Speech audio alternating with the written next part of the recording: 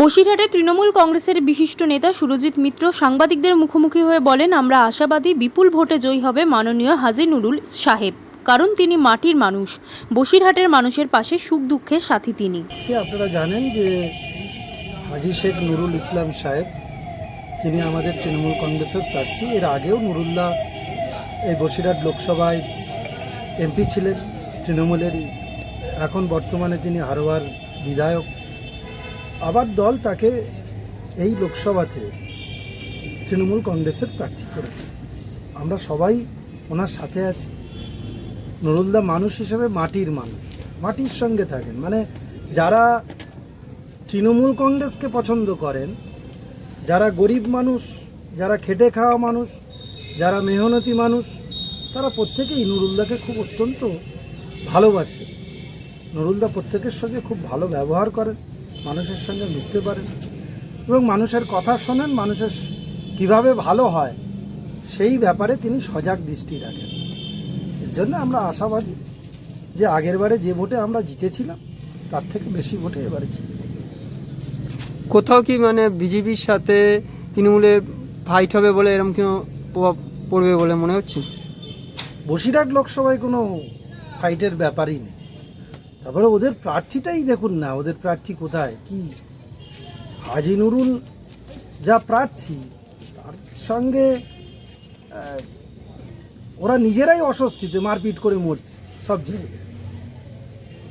সন্দেশখালিতে যারা আন্দোলন করতে নেমেছিল রেখার সাথে, তারাই মারধর করছে, নিজেদের মধ্যে গন্ডগোল গোলযোগ। এটাতে কোন প্রভাব পড়বে এই সন্দেশখালী বিষয় বা চাকরি? কোনো প্রভাব নেই। মিথ্যে কোপাকাণ্ডা কখনো প্রভাব ফেলে মানুষের জীবনে? মিডিয়াকে দিয়ে বেশি দিন চালানো যায় না।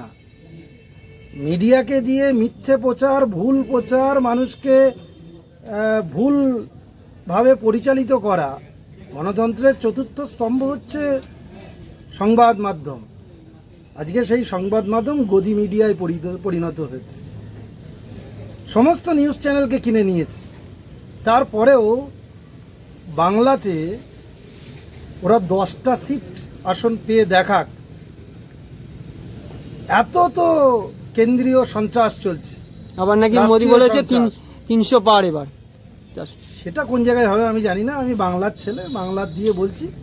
বসিরহাট তো ওরা নিজেরাই ছেড়ে দিয়েছে, জানে, নিজেরাই খুব খোশ মস্তিতে আছে। পয়সা করি প্রচুর আসবে এখানে।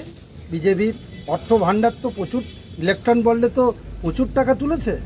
সেই সব টাকা উড়িয়ে পুড়িয়ে খাবে আর একটু ফুর্তি ফার্তা করবে। ওদের তো কাজই এই।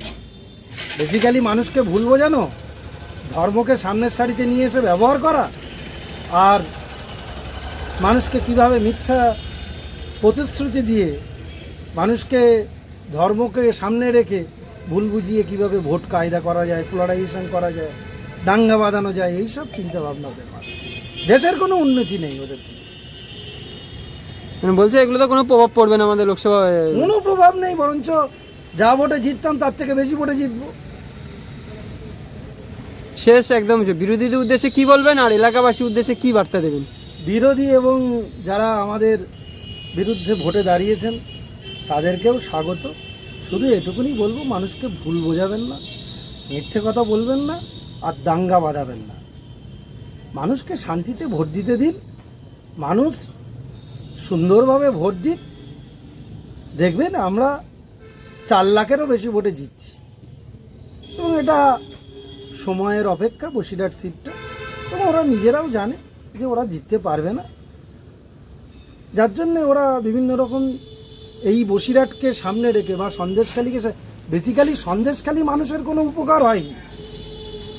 সন্দেশখালীকে সামনে রেখে সারা ভারতবর্ষে বাংলার মুখকে কালিমালিপ্ত করার জন্যে ওরা এই নোংরা খেলাটা খেলেছে। কিছুদিন আগে সিএ নাগরিকত্ব আইন পাশ হলো, কি বলবেন সেটা?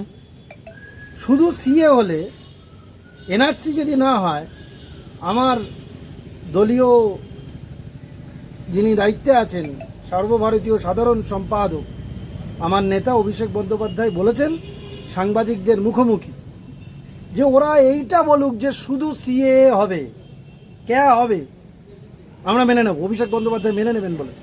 উনি প্রথম সমর্থন করবেন যদি এনআরসি না হয়। কিন্তু সিএর পেছনে তো এনআরসি। দেশে আমার বাবার এখন যদি বার্থ সার্টিফিকেট খুঁজতে যেতে হয়, কোথায় পাবে? দীর্ঘদিন ধরে ভোট দিল, সে বলছে নাগরিক না। এটা কখনো সম্ভব? তাকে আবার নাগরিকত্ব প্রমাণ করতে হবে, তাকে ফর্ম ফিল আপ করতে হবে, তাকে লিখতে হবে যে আমি এই দেশের। তাহলে আমি ভোট দিলাম কি করে? আমার আধার কার্ড বেরোলো কি করে? তাহলে এসবের কথার অর্থ কি? সবটাই হচ্ছে গিমিক, ভুল বুঝিয়ে মানুষকে বিভ্রান্ত করা আর নিজেদের পক্ষে ভোটটাকে টানার একটা খেলা। কিন্তু বিজেপিরা কিন্তু এক অংশ দাবি করছে ওটাতে কোনো কারোর ঘটি বাটি হারাতে হবে না, সব হারাবে। আসামে তো হয়েছে। বিজেপির যদি সৎসাহস থাকে বলুক না যে সিএ হবে, শুধু এনআরসি হবে না। বলছে না কেন? সিএ এর মধ্য দিয়ে এনআরসি তৈরি করা, এটা একটা প্রক্রিয়া ওদের।